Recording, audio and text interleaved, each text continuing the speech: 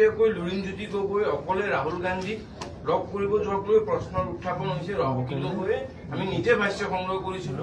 অখিল গগৈ কৈছে যে আমি গম নাপাওঁ কোনো এটা দলে তেওঁ দুখো প্ৰকাশ কৰিছে। আৰু লগতে কালিৰ নাগৰিক সমাজৰ যিখন কথা আপুনি উল্লেখ কৰিছে সেইখন মিটিঙত কিয় এনেকুৱা মানুহ মাতা হ'ল তাৰ স্পষ্টীকৰণো বিচাৰিছে আজিৰ দিনটো। সেইটো তুমি নিউজ লাইভে বিচাৰিছা বাৰু, সেইটো স্পষ্ট কৰি দিওঁ মই আগতে। সেইটো অসমৰ ৰাইজে বিচৰা নাই। এছাম হিমন্ত বিশ্ব শৰ্মাৰ সমৰ্থক, এছাম ধুৰন্ধৰ মানুহ আছে। আৰু তোমালোকৰ যিটো চেনেল একেবাৰে হিমন্ত বিশ্ব শৰ্মাৰ এজেণ্ডা মতে কাম কৰা। শুনা, মই এইটো কথা তুমিও শুনিব লাগিব, তোমাৰতো শুনিছোঁ মই। গতিকে তেওঁলোকৰ এইটো এটা প্ৰচাৰ। কিন্তু তোমাক মই এটা প্ৰশ্ন কৰোঁ, এটা বিৰোধী ঐক্য হওঁতে প্ৰতিটো দলৰ নিজৰ নিজৰ কথা থাকে, নিজৰ নিজৰ মঞ্চ থাকে, তাত কিছুমান কথা কয়, সেইটো হ'ব পাৰে। কিন্তু তাত কোনেও সমূহীয়াভাৱে আজিলৈকে কোনো বিৰোধী ঐক্যৰ বিৰোধিতা কৰা নাই। অখিল গগৈ কৰা নাই, লুৰিণজ্যোতি গগৈটো কৰাই নাই। গতিকে কিছুমান কথা ক'লে কাৰণে বিৰোধী ঐক্যত ভাঙোন আহিবলৈ তোমালোকে যত্ন নকৰিবা। তোমাক মই চিনি পাওঁ কাৰণে কৈছোঁ। এইটো তুমি প্ৰশ্ন কৰাৰ লগতে যে বিজেপি, হিমন্ত বিশ্ব শৰ্মাৰ বিজেপি মিত্ৰজোঁটৰ চৰকাৰত সংঘাত আছেনে নাই? UPPL লগত তেওঁলোকৰ বুজাবুজি আছেনে নাই? আজি তাত প্ৰাৰ্থী দিম বুলি কৈছেনে নাই? ৰবা, UPPL লগত সংঘাতটো তুমিতো কোৱা নাই। AGPৰ লগত তেওঁলোকৰ সংঘাত মুকলি হৈছে, তেওঁলোকেতো কোৱা নাই। গতিকে এনেকুৱা ধৰণৰ নিজৰ নিজৰ ক্ষেত্ৰত কিছু সংঘাত থাকিব।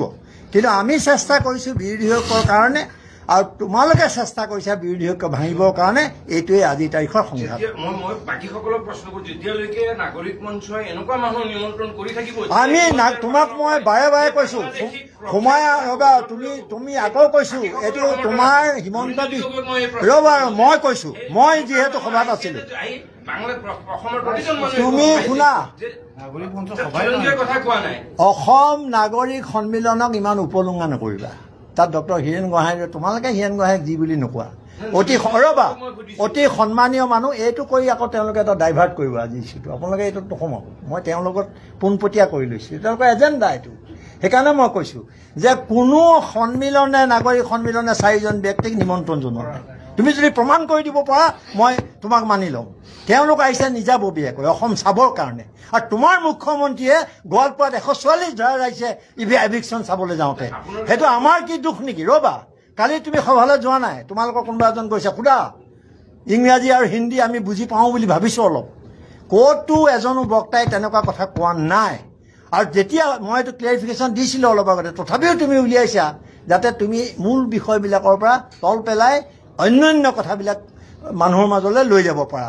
আৰু ছৈয়দা হামিদা সন্মানীয় মহিলা, তেওঁ প্লেনিং কমিশ্যনত মেম্বাৰ আছিলে, তেওঁ আন্তৰ্জাতিকভাৱে অতি খ্যাতনামা। কিন্তু তেওঁ সভা কক্ষত তেতিয়াও এনেকুৱা কথা কোনোবাই যদি প্ৰমাণ কৰি দিব পাৰে, তেতিয়াহ'লে মই সেইটো মানি ল'ম।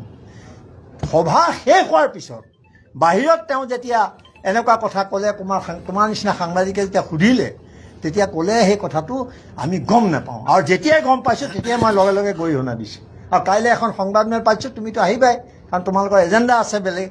গতিকে তালৈ আহিবা প্ৰেছ ক্লাবত, তাত তোমাৰ প্ৰশ্ন উত্তৰ দিম। এতিয়া মই এই মূল বিষয়টোৰ পৰা কিন্তু আঁতৰি যাব খোজা নাই। আজি মূল বিষয়টো বিৰোধী ঐক্য। আৰু বিৰোধী দলৰ দলপতি কোন জানা? তোমালোকৰ ৰ'বা, বিৰোধী দলৰ leader of the opposition Rahul গান্ধীৰ পদমৰ্যাদা জানা?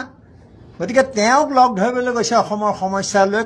মই তাত দিল্লীত আছিলোঁ তেতিয়া, সেইটো কোনো অপৰাধ হ'ব নোৱাৰে। গতিকে তুমি অনুৰোধ কৰিছোঁ, তুমি এই এজেণ্ডা লৈ কাম নকৰিবা। আজি নকৰিবা, অন্ততঃ কাইলৈ কৰিবা, কাইলৈ কৰিবা। আৰু আজি মই আপোনালোকক শুনা, তুমিহে অকল সৰব হৈছা, আনটো কোনো হোৱা নাই।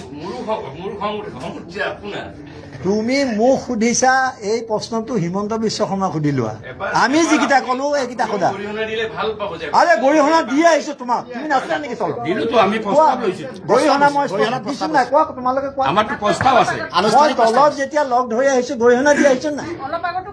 অলপ আগতে ক'লো, তুমি শুনা নাছিল, সেইমাত্ৰ আহিছা তুমি। তুমি একো নাজানো। ইয়াত প্ৰস্তাৱ লোৱা হৈছে। আজি সন্মিলিত মৰ্চাই প্ৰস্তাৱ লৈছে, আৰু ব্যক্তিগতভাৱে মই নাগৰিক সম্বন্ধৰ হৈ গৰিহণা জনাইছোঁ। তেনেকুৱা কথা তেওঁ বাহিৰত কৈছে, যিটো আমাৰ দায়িত্ব নহয়। বাহিৰত যিকোনো কথা ক'ব পাৰে। তোমালোকৰ দলৰো মানুহে কয় যে এইটো দলীয়, তেওঁ ব্যক্তিগত মন্তব্য কয় তোমাৰ দলে। তোমালোকৰ মুখপাত্ৰ মানে কি কথা মানুহ ইমান বুৰ্বক নেকি হে মই কৈছো অজিত ভূঞাই কৈছো আনে ক'বলৈ সাহ নকৰে কাৰণ তোমালোকে বেয়াকে ক'বা